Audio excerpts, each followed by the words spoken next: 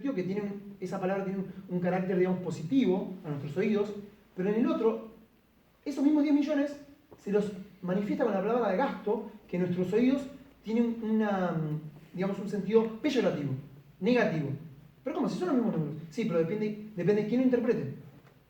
Y depende quién sí lo interprete y para qué fines. ¿Qué intereses tiene esa persona que lo interpreta? ¿Por qué interpreta así? Bueno, todo eso, ¿no?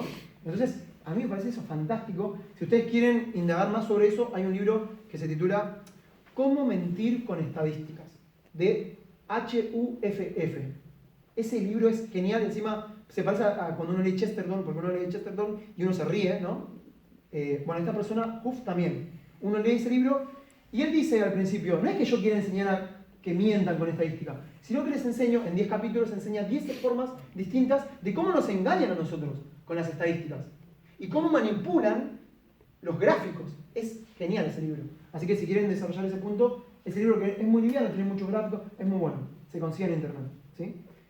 Bien, entonces ya esa es la relación entre la economía y la matemática. Pasamos ahora esto. La economía y la política para terminar con la usura. Bien, plantea el padre Meniel que hay dos posturas. Una postura sostiene que la economía simplemente es una rama más de la política. Él lo llama, según la ocasión, politicistas, dirigistas. Entonces la economía solamente tiene que ser obediente a aquellos que dirigen la política. Punto. No tiene que tener libertad, digamos. Esos son un grupo de autores importantes, ¿sí? Entre ellos católicos, muchos católicos. Por eso empecé con esa frase. Esos autores católicos sostenían eso.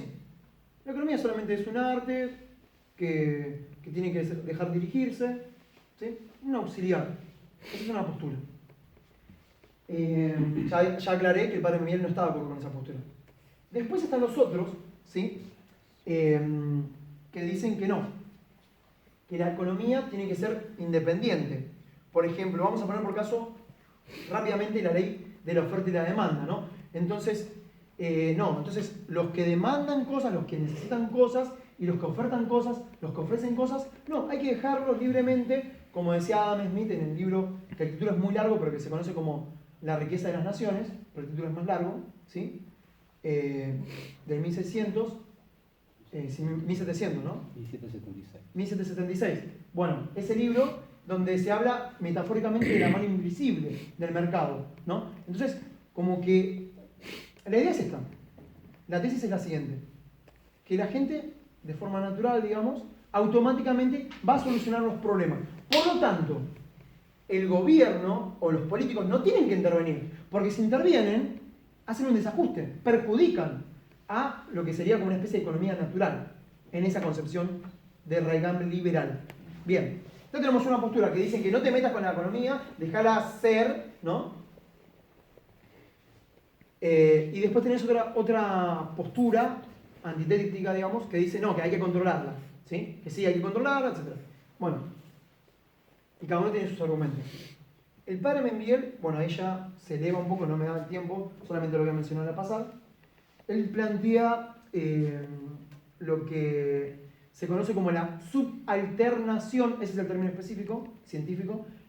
Tiene que haber una subalternación de la economía política respecto de la política. De hecho, él, a cita de pie de página, se autocita, él se menciona a sí mismo, con un artículo que él tituló como La ética subalternada a la psicología. Yo les voy a ser sincero, cuando leí eso dije, no puede ser, ¿cómo la ética se va a subalternar a la psicología? No tiene sentido. Para mí la psicología era como una cosa, tipo una ciencia auxiliar, ¿no?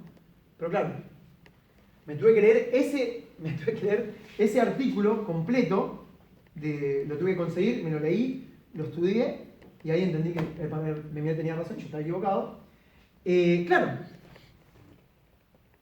¿cómo vas a saber vos cómo aplicar la ética si no sabes cómo funciona el ser humano? ¿Y cómo sabes cómo funciona el ser humano si no sabes psicología? Porque psicología, ¿qué es? Te habla de la psiquis. Y los griegos, cuando hablaban de psiquis, hablaban del alma humana. Que en verdad todo lo que yo hice, ese desarrollo que hice oralmente, se refiere al alma. humano, ¿no? Entonces, necesitas entender la psicología, Aristóteles y Santo Tomás desarrollan eso, para después poder aplicar, sí, otra ciencia aparte que es la ética. Ahora, ¿qué pasa? La ética presupone los principios de la psicología.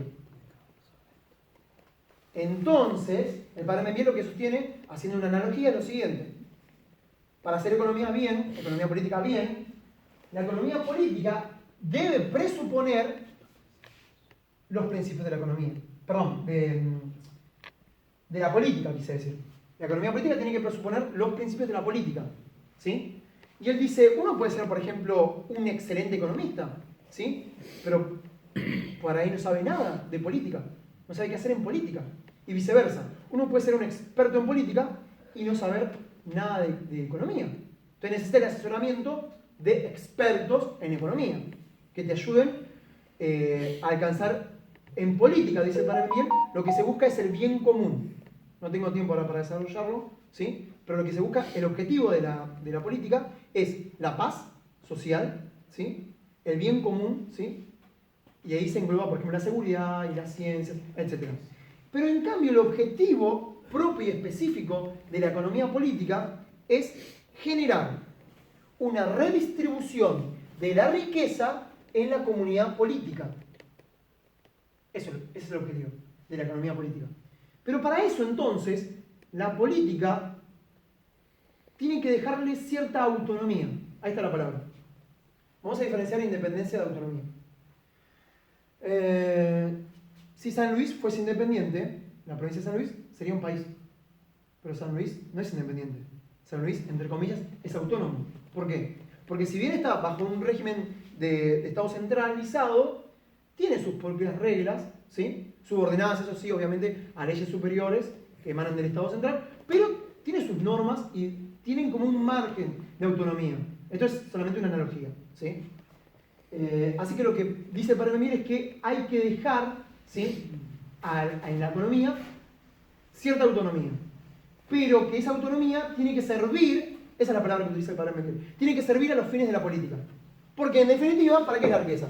Para servir a la comunidad política, al bienestar, para que nosotros comamos y podamos ir, no sé, a ver una película, comamos o nos alimentemos o nos vistamos para no pasar frío y dedicarnos a otras cosas. ¿Sí? Bien. Y por último, bueno, voy a cerrar con la usura.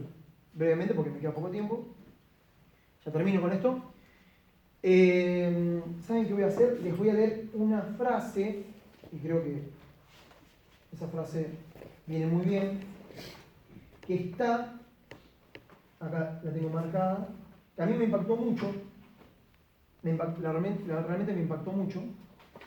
Esto está en la página 280, ¿sí?, del libro Concepción Católica de la Economía, de 1936. El padre Memmier viene citando a un sacerdote francés que se llamaba Jules Morel, no sé cómo se pronuncia, el padre Jules Morel. El libro fue publicado en 1973 y es el apéndice 3 del libro, ¿no? Está titulado como Sobre el préstamo a interés, ¿no? Bueno, obviamente que habla de la usura. Y ese texto termina con la siguiente frase. La cuestión de la usura es la cuestión de la vida terrestre. Después del asunto de la salvación, no hay otro asunto mayor en la universalidad de los intereses humanos. O sea que primero tengo que pensar en cómo salvar mi alma y después pensar y entender el tema de la usura. Bueno, básicamente el padre Memmier, sobre todo lo desarrolla en el libro de 1936, ¿sí? En cambio, en el libro de 1953 no desarrolla el tema de la usura, él lo pone directamente en la página 130 de acá de la edición que tengo yo de 1982, él remite al libro anterior. Y eso, por un lado, nos viene bien para que ustedes comprendan que no hay una antítesis entre, no son contrarios, digamos, sino que son complementarios el libro de 1936 y el libro de 1953, salvando esos dos aspectos que el padre se autocorrige. Repito, uno es la postura, digamos, que él tiene, su postura respecto de la economía política en cuanto a la política, y el de la concepción de la economía. ¿Qué es la economía?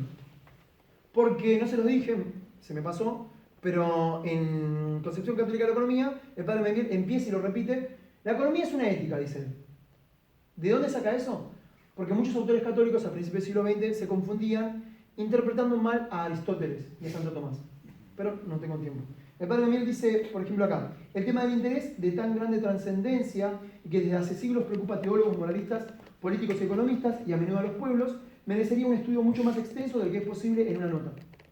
Entonces, dice, recordamos sí la constante posición de condena de la Iglesia, a la usura obviamente, remitimos al lector a nuestra concepción católica de la economía. Y después sigue.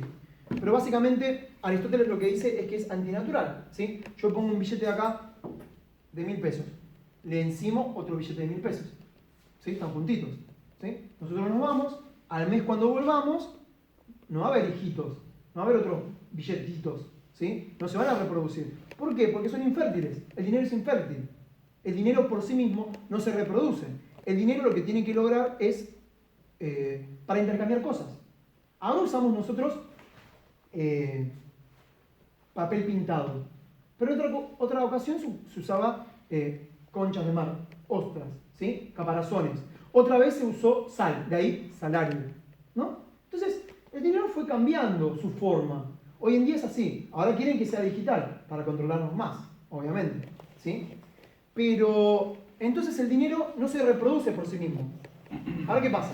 Por eso dice Aristóteles que es el más antinatural de todos. ¿Cómo hace que se reproduzca? Bien, entonces el padre Memmiel, bueno, tiene una postura, dice que la raíz de por qué estamos mal está en la usura. Y nosotros podemos verlo con la cuestión de la deuda, mal llamada deuda externa argentina, que es ilegítima, que si a alguien le interesa profundizar sobre ese tema, ¿sí? Le recomiendo el libro Todo lo que usted siempre quiso saber y se lo ocultaron sobre la deuda externa, ¿sí? Todo lo que usted siempre quiso saber sobre la deuda externa y siempre se lo ocultaron. Ese es de Alejandro Olmos y ese libro sí se consigue. Y bueno, ¿qué más? Nada. Si uno entiende el tema de la usura, va a entender cómo se soluciona, por ejemplo, el tema de la inflación. Si alguien no entiende el tema de la usura, por más buena intención que tenga, política, religiosa, lo que quiera, nunca va a poder solucionar el problema. Nuestros problemas, sobre todo, empiezan en lo ético, ¿sí?